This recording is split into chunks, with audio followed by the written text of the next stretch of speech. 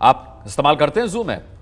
जो zoom app lockdown में आपका पसंदीदा साथी बन गया है ना, जिसे लेकर भारत सरकार भी सबको चेतावनी दे रही है, फिर भी लोग नहीं मान रहे, जिसने चीन का काम आसान कर दिया है।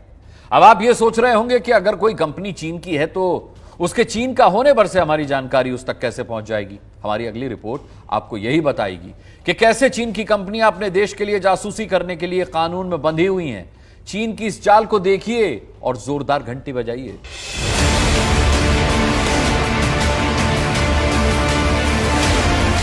इन तस्वीरों को देखिए, दावा है कि ये तस्वीरें ब्रिटेन की हैं। वहाँ खबर फैली कि 5G के कारण कोरोना फैल रहा है। इसके बाद कुछ 5G टावर को जलाने की तस्वीरें सामने आई।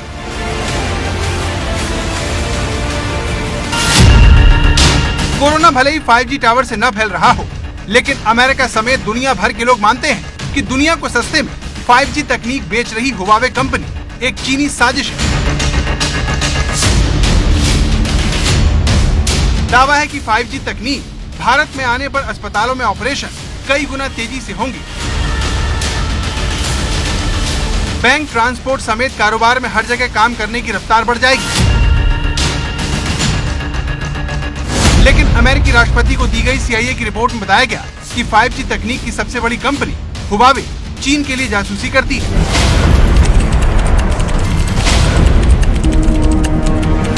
रिपोर्ट के पेज नंबर 5 में 4 पॉइंट के जरिए बताया गया कि चीन की आर्मी अमेरिका में चीनी कंपनियों के जरिए सेंध लगा रही है। अमेरिका को ब्लैकमेल करने वाली जानकारियां चीन अपनी कंपनियों के जरिए हासिल कर रहा है। चीनी कंपनी से अमेरिका में चीनी इंटेलिजेंस, रिसर्च, व्यापारिक गोपनीय जानकारी ली। हुआवे भारत में 5G तकनीक देना चाहती है। इसके लिए उसने भारत सरकार से ट्रायल की अनुमति मांगी है। एक्सपर्ट को डर है, अगर हुआवे को ये ठेका मिला तो हमारा हर राज चीन जान जाएगा। इसकी वजह चीन का एक कानून है जिससे उसकी हर कंपनी बंधी हुई है। इस नियम से चीन में सर्वर लगाने वाला जूम ऐप भी जुड़ा है। आइए चाइना के कानून के बारे में आपको बताते हैं। चाइना के इंटेलिजेंस कानून की धारा 7 के मुताबिक चीन में काम करने वाली हर कंपनी को उसके इंटेलिजेंस कार्यक्रम में हिस्सा लेना होगा। ये उसके ऊपर बाध्यकारी है। अगर वो ऐसा नहीं करता है तो उसे चीन के कानून के मुताबिक दंड मिलेगा। धारा 10 कहती है कि चीन में काम करने वाले या चीन की कंपनियों में काम करने वाले, चाहे वो विदेश में रह रहे हो चाहे देश में रह रहे हो, उन्हें बाध्यकारी तौर पर चीन के लिए इंटेलिजेंस इंफॉर्मेशन मुहैया करवानी होगी और इसकी जानकारी भी उन्हें किसी को नहीं देनी होगी। अगर वो ऐसा करते हैं तो चीन के कानून के मुताबिक उनके ऊपर सजा का प्रावधान है। अब जरा सोचिए, ऐसी सूरत में क्या गारंटी है कि चीन जिस तकनीकी को भारत या दुनिया के दूसरे मुल्कों में दे रहा है उससे वो जासूसी नहीं करवाएगा। अब चाइना इस वर्ल्ड में इस टाइम पे सबसे बड़ा नाम क्यों है? क्योंकि वो सबसे बड़ा मैन्युफैक्चरर है। हम ये सोचते हैं चीप कॉस्ट है, चीप लेबर है, एफिशिएंसी ज़्यादा है, क्वालिटी ज़्यादा है। ये एक अलग रीज़न। सर्वेलेंस की बात जब हम करते हैं तो किसी भी कंट्री में अगर सर्वेलेंस की बात करें तो आप टेलीकम्युनिकेशन नेटवर्क या इंटरनेट बैकबोन के ऊपर जाएंगे। एक कंट्री को दूसरी कंट्री को डेटा देने का कोई रीज़न नहीं बनता अनलेस वो ये सोचे कि हम अलाइज हैं, हम डेटा शेयर कर सकते हैं। अब चाइना की बात करते हैं। चाइना के साथ सर्वेलेंस कोई भी नहीं करना चाहता या चाइना के साथ कोई बिना डेटा, बिना किसी इंटरेक्शन के नहीं दे सकता। पॉसिबिलिटी सिर्फ ये आती है टेलीकम्युनिकेशन के अंदर जब हम उनका 5G बैकबोन नेटवर्क अगर इस्तेमाल करें या 4G बैकबोन नेटवर्क इस्तेमाल करें तो हमारी डिपेंडेंसी क्या है। यानी हुआवे हो या फिर जूम, ये कंपनी चीन की सरकार को सारी जानकारी देने के लिए मजबूर होंगी। इसमें चीन का टिकटॉक भी शामिल है, जिसे लेकर अमेरिका के एक बड़े वकील अपनी सरकार को आगाह कर चुके हैं। TikTok collecting as it runs on our phones a heck of a lot more than you would think. Images, of course, that users post, but TikTok also collects information about the messages that you send, about the apps that you use, the other apps on your phone.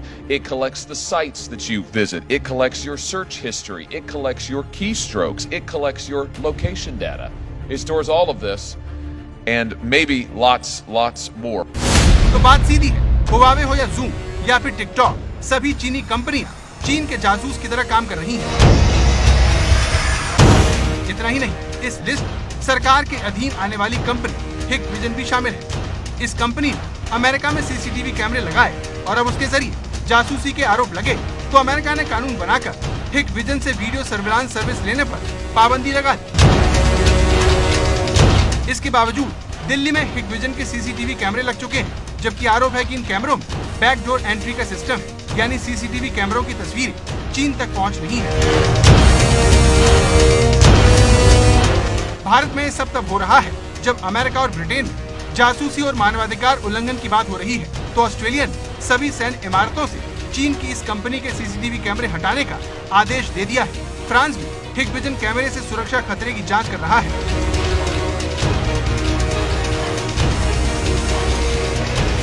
चीनी तकनीक के चक्रव्यूह का चौथा खंबा भारत में समाचार देने वाली चीनी कंपनी का यूसी न्यूज ऐप है, जिसके जरिए वो चीन का प्रोपेगेंडा चलाता है। इस ऐप के जरिए लिखी गई किसी भी खबर या आर्टिकल अगर चीन का विरोध है तो उसके शीर्षक संवेदनशील शब्द इसे बदलें लिखा आ जाता है। वहीं भारत विरोधी बात लिखने की पूरी आजादी होती है, यानी ये चीनी ऐप भारत चीन के खिलाफ कुछ भी लिखने पढ़ने की इजाजत नहीं देता। जैसे ही हमने लिखा, आप यहाँ पढ़ सकते हैं, लिखा है there are sensitive word in the title, please modify it. यानी कि भारत में धंधा करने वाली कंपनी, भारतीयों से पैसा कमाने वाली कंपनी, भारत की अगर सेना के बारे में कोई भी शब्द लिखा जाए तो वो मना कर देती है। इस तरह चीन भारत को अपनी तकनीकी चक्रव्यूह में घेरने की कोशिश कर रहा है, जिसने भारत सरकार के सामने एक बड़ी चुनौती खड़ी कर दी है।